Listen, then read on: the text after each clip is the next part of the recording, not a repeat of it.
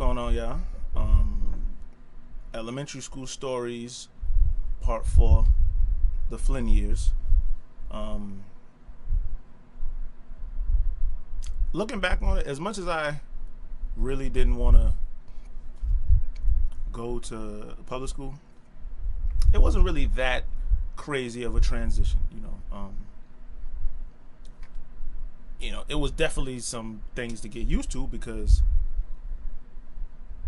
I mean, when you come from a small Catholic school, it probably would have been a little different if it was like a larger Catholic school, like one of the bigger ones. But mine was very small. So going from there to this huge public school, you know, I mean, I just wasn't used to a lot of different things. I wasn't used to. I was used to like hands-on teachers. All of a sudden, I put in this environment where you're kind of public school. Public school, I mean, I could use like an analogy where it's like Catholic school is like, let's say you're going out to learn to swim, and in Catholic school you got somebody you got your water wings on, you got your little lifesaver, and you have somebody holding you, directing you and telling you, okay, paddle this way or kick your feet, and literally guiding you all the way through and making sure you get it, until you have finally learned how to swim. In public school, they take you to the deep end, toss you in with nothing to help you stay afloat, and it's basically sink or swim. That's how I look at the difference between Catholic school and public school. Public school, you on your own. If you don't have that inner drive to push yourself, and this is like elementary school, mind you. So if you don't have that inner drive, I mean, you donezo out here, bro. Like, you fucked, because nobody's helping you. Like, or unless you have parents that are really just on your case and worry about your education, they check your grades, they check your homework, they really just stay on top of you. Unless you have that, you're done out here. And even my mom, and matter of fact, it's not even to say my mom was really that on top of us at Catholic school, but she knew that we was in a culture where if we did start to slip, they would call her and let her know, and then she would take action. In public school, she got no calls. If I don't do my homework assignment, then I don't do my homework assignment. It just was what it was. And it was definitely a transition for me, and I went from an A to a B student to a like B to C student. And so actually it was a little bit rough of a transition, but I thought it was going to be more of a transition socially, but I fit right in. Everybody was cool. It was more of a transition academically, because and I got I probably was in like the same amount of trouble. I was just always full of mischief and trying to get over on other people. But so I didn't really get in trouble no more, no less. I got in trouble at Bishop and Vinny, got in trouble at Flynn, but it was more so academically that I started slipping. It's just a completely different environment, man. Like, they really just don't give a damn in public school. So that's the main thing that I noticed. Having the, being able to experience both. And I met a lot of cool friends that, again, I'm still cool with to this day. My boy Mike O, my boy Joe Forbes, let me think. There was some friends that I seen there, or that I went to Flynn with, that I knew from the football team. My boy Earl. I ain't seen Earl in mad fucking long. And a couple other people. I can't think of it off the top of my head right now, but they know who they are. Actually, and the funny thing about it is, one of the girls who I went with, Blah. I met Blah, this Asian girl, and she actually ended up going to Bishop McVinney with me, when I went back in middle school, 7th, 8th grade. But I met her around this time too. I think she was in like my 4th or 5th grade class, one of them. But yeah, these people that I met back in the day, still see them today. I remember, when was it? I think it was my 4th grade class, and we had to write like a story or something like that, I believe. And I just remember it because I had the craziest title in the world, and it was called "The Case of the Stolen Refrigerator Ice." And stupid, I know, but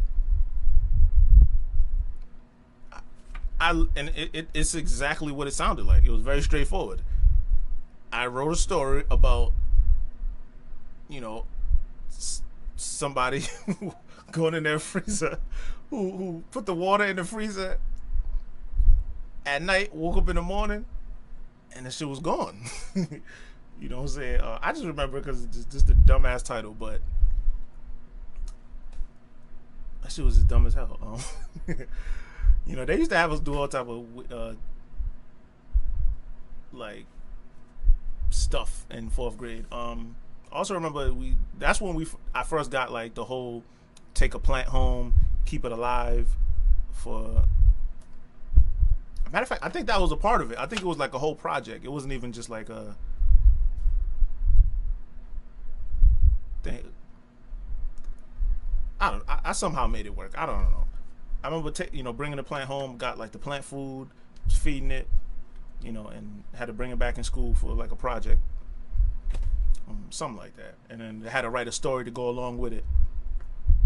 And water, which you need to feed the plant. Put it in the freezer, turns to ice.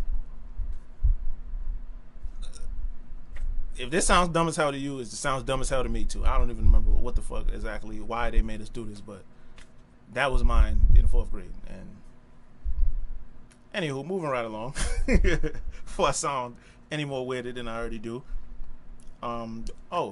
This is the year one of my classmates. This is my first time having a run-in with like rape/incest, and not a run-in like anything me or any of my classmates experienced, but one of our classmates, she was telling us about a friend of hers, like I guess one of her neighbors. One of her neighbors, her father was like molesting her or raping her, and she actually ended up getting pregnant and having a baby for her father. And once she got pregnant, her mom told her they couldn't hang out with them no more. And that shit just stuck. I was like, what? Like, I remember she told the whole class this, and it was just like, whoa. Like, I think it was like show and tell or some shit like that. Something like show and tell. But we kind of went around the class. Everybody told the class an interesting story or something like that. Some 4th grade shit. And that's the story that she told. Her friend got raped and had a baby by her father, and her parents told her not to go over there no more. I hope they called the cops. You know what I'm saying? That shit is crazy. Like, but that was my first time even hearing some shit like that. I was like, what? Or that type of shit you hear on like the news, or you read it in a book, or like the newspaper or something like that. But to have actually somebody who I was in close proximity with, one of my classmates, know somebody who was doing something like that, I mean, that blew my mind. Like, it stayed with me to this day. So clearly, it was definitely hard to forget, because I still to this day haven't even heard no shit like that. You know what I'm saying? I haven't come across that type of story like that ever since. So that shit rocked us back then. We was just like, whoa. As a matter of fact, I think the teacher had to stop her. She was like, hey, okay, yeah, that's enough. That's quite enough. But yeah, that shit rocked my world. Like, I think our generation, we grew up watching television, and again, you see stuff like that on like the television, but it's like, to think that that's actually happening in real life, that that shit was fucked up, man. But anyway, I remember getting suspended for the first time, which was back in 4th grade. And the reason was because I fought with a friend of mine, my boy Keyshawn. And we was cool, but it was like, I'm just joking around with him. We're at like we was in the bathroom. Well, not in the bathroom, but like right outside of the bathroom, there was like, they had these like water fountain thingies for you to like wash your hands. And so as I'm washing my hand, I kind of splash a little water on them. Now I'm just joking around, just being playful. And so, but this is why you can't be playing with people, because you don't know how they're going to react. And he got mad as hell. And then he straight pushed me. And I pushed him back, and then we was finna go at it, and then teacher grabbed us, separated us, took us to the office, and they actually suspended us for that. And I'm just like, no punches was thrown, wasn't no one put in a headlock. Like, I pushed him, he pushed me, and they separated us right after that. And then we literally both got suspended for like 2 days for that shit. And that shit was just dumb as hell, man. I feel like, black kids get suspended a hell of a lot faster than like a white kid. Like, at most we should have got detention, maybe a in-house suspension, something like that. But suspended a couple days for pushing each other, I mean, that shit was just dumb as hell. But suspension is not a punishment to me. Like, honestly, like, I get 2 days off from school. Like, I never understood that. Like, why is being suspended a punishment? Who the hell wants to go to school in the first place? If you ask any kid, or you want to, if they wanted to go to school or stay home for the day, of course they would choose staying home for the day. So I just never understood that as a punishment. Expelled is more of a punishment, because you don't get to see any of your friends no more. You don't get to come anywhere near the building. That's more of a punishment. But suspended, I mean, come on now, like that's vacation basically. But it was what it was. I don't remember if I got a beating for that. Probably did, but I had to spend like the next 2 days with my mom, driving around doing whatever she was doing, and it was whatever, man. But yeah, it was my first time being suspended. It might have been my only time being suspended. I might have got suspended in middle school, but I don't remember. But I know for sure I got suspended that time. Actually, no, that might have been my only time being suspended throughout my whole high school. I mean, my whole, grade school career, or school in general. But yeah. Anyway, but a dope thing we got to do that year, that they did at public school that we didn't have at Bishop McVinney, it was something called Field Day, and they would just take us out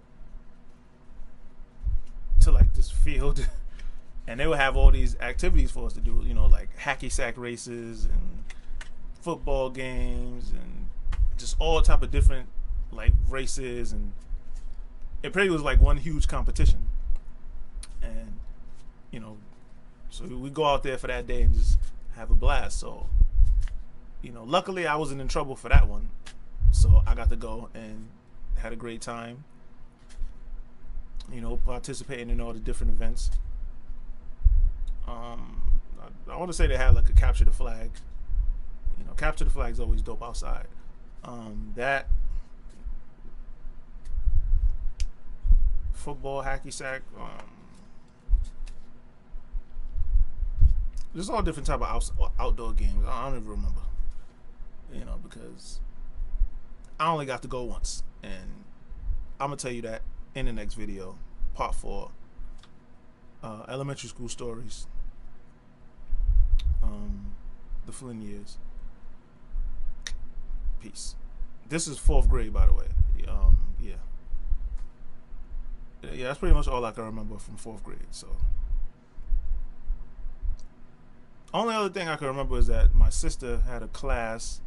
She was in 5th grade at the time, and her class was like directly outside of my class. Across the hall from my class. And yeah, that's pretty much all I can remember. But yeah, anyway, peace. Holla at your boy.